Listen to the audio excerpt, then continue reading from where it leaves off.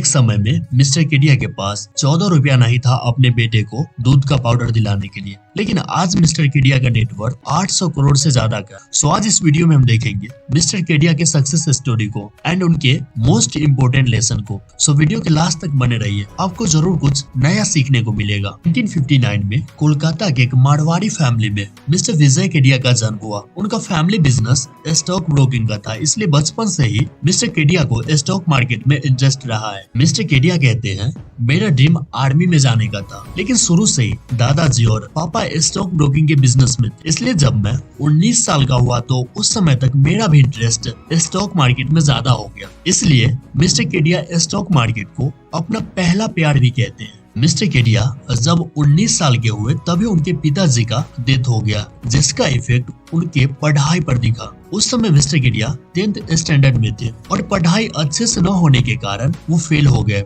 लेकिन जब ये बात स्कूल के हेडमास्टर को पता चला तो मिस्टर केडिया का फिर से एग्जाम लेके उन्हें पास कर दिया गया। उस समय घर का फाइनेंशियल कंडीशन सही न होने के कारण मिस्टर केडिया को अपना फैमिली बिजनेस संभालना पड़ा, लेकिन उनका मन स्टॉक ब्रोकिंग में नहीं लग रहा था, इसलिए उन्होंने स्टॉक मार्केट में ट्रेडिंग शुरू की है। मिस्टर केडिया जब ट्रेडिंग शुरू किए तो उस समय बुल मार्केट, इसलिए शुरू में तो उन्हें भी अच्छा खासा प्रॉफिट हुआ। उन्हें ऐसा लगने लगा था कि ट्रेडिंग में तो लॉस होता ही नहीं है और इससे अच्छा कोई बिजनेस हो ही नहीं सकता, लेकिन उसके अगले ही साल से उन्हें लॉस होने लगा। मिस्टर केडिया जब भी कोई ट्रेड लेते और उसमें 1000 का प्रॉफिट होता तो उसके अगले ही 2-3 ट्रेड में उन्हें 2-3 हजार का लॉस हो जाता। इस लॉस से रिकवर होने के लिए मिस्टर केडिया के माँ ने उन्हें अपना जेवर बेचने को दिया, लेकिन फिर उन्हें ट्रेडिंग में प्रॉफिट होने लगा और उस लॉस को जल्द ही रिकवर कर लिए, जिसके कारण उन्हें जेवर नहीं बेचना पड़ा। इस इंसिडेंट के बाद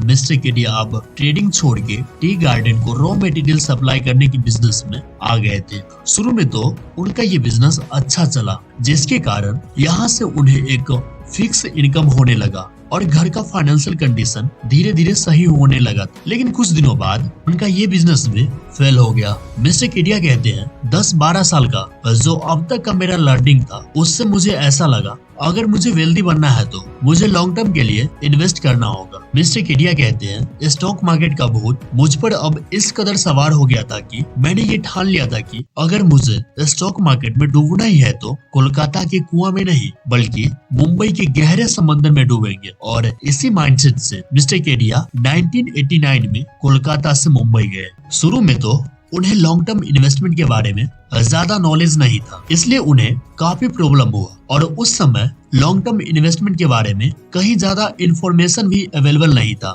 और जिन्हें आता भी था वो बताना नहीं चाहते थे। इसलिए मिस्टर केडिया पहले स्टॉक में इन्वेस्ट करते और उसमें मिली लर्निंग को फिर जब दूसरी बार इन्वेस्ट करते तो उसमें अप्लाई करते। मिस्टर केडिया कहते हैं, जब भी मुझे या मेरे जानने वालों को स्टॉक में इन्वेस्ट करने पर लॉस होता तो मैं उसे ऑब्जर्व करता और उससे सीखता। 1989 में मिस्टर केडिया जब कोलकाता से मुंबई आए थे तो 35,000 रुपया का पंजाब ट्रैक्टर का शेयर लेके आए थे और उस समय बुल मार्केट चल रहा था, इसलिए उन्हें इस इन्वेस्टमेंट पर 5x का रिटर्न मिला, जिसे बेच के एसीसी में इन्वेस्ट किए। 1992 में एसीसी का शेयर प्राइस 300 रुपया था, लेकिन उस समय हर्षद मेहता स्कैम कर रहा था, जिसके कारण कुछ ही दिनों में एसीसी का शेयर प्राइस 300 से बढ़कर 9000 हो गया था। लेकिन एसीसी का शेयर प्राइस 300 से 3000 तक गया तो मिस्टर केडिया को एसीसी का शेयर प्राइस ओवर वैल्यूड लगा, इसलिए उसे सेल करके प्रॉफिट बुक कर लिए। प्रॉफिट बुक करके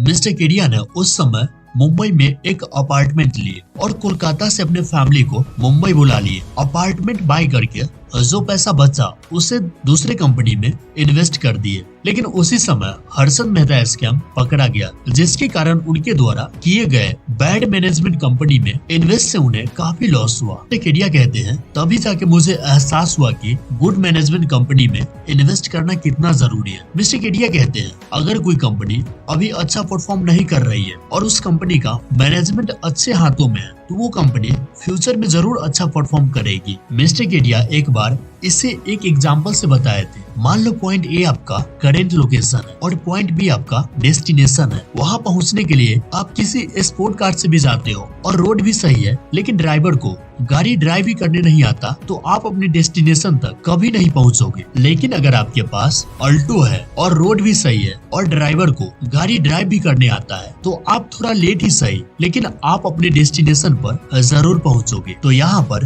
रोड मतलब कंपनी का ग्रोथ है, ड्राइवर मतलब कंपनी का मैनेजमेंट और पैसेंजर मतलब इन्वेस्टर। 1992 में हर्षद मेहता स्कैम के समय जब उन्हें लॉस हुआ उसके बाद कंपनी का मैनेजमेंट पहले देखते हैं और अगर कंपनी का मैनेजमेंट सही होता है तभी जाके मिस्टर केडिया उसमें इन्वेस्ट करते हैं और इसका रिजल्ट उन्हें एजीएस लॉजिस्टिक और अतुल ऑटो में मिला। एजीएस लॉजिस्टिक को मिस्टर केडिया ने 14 रुपए के शेयर प्राइस पे खरीदे थे और उसे 500 रुपए के शेयर प्राइस पे सेल किए, जिसमें उन्हें अप्रोक्स 4000% का रिटर्न मिला। और अतुल ऑटो को 5 से 10 रुपए के एवरेज प्राइस पे खरीदे थे। 4 से 5 सालों में अतुल ऑटो में कोई हलचल देखने को नहीं मिला। कई लोगों ने मिस्टर केडिया को अतुल ऑटो को सेल करने के लिए बोला, लेकिन मिस्टर केडिया को कंपनी के मैनेजमेंट पर पूरा भरोसा था और इसका रिजल्ट भी उन्हें मिला। कुछ दिनों बाद अतुल ऑटो का शेयर प्राइस 10 रुपया से बढ़कर अप्रोक्स 500 हो गया और इसमें भी मिस्टर केडिया को अप्रोक्स 4000% का रिटर्न मिला। तो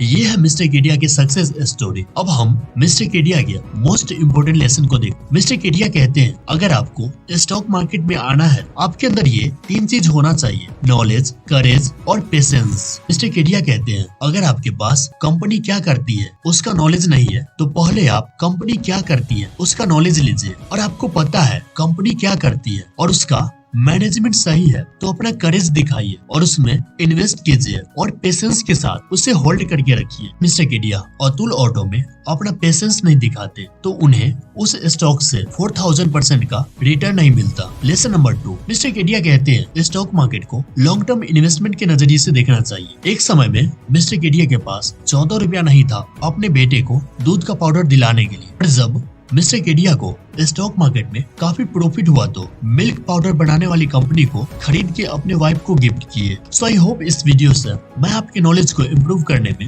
हेल्प कर पाया हूँ। सो चैनल को सब्सक्राइब करके हमें सपोर्ट करें चैनल को ग्रो करने में। And thanks for watching this video.